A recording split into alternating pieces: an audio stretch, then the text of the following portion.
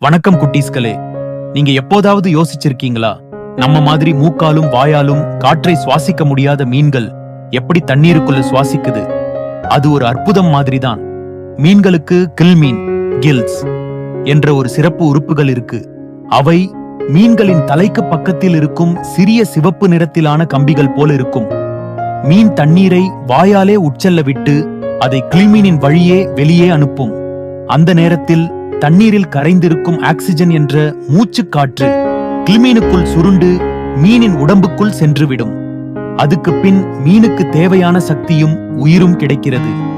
எப்படி நம்ம சுவாசிக்காம இருந்தா நம்ம உடம்பு சோர்ந்து போய்விடுமோ, அதே மாதிரி மீன்களுக்கும் சுவாசிக்க கில்மீன் தான் வாழ்க்கையின் காவலர். அதான் காரணம் மீன்கள் நீர் இல்லாமல் அதிக நேரம் உயிருடன் இருக்க முடியாது.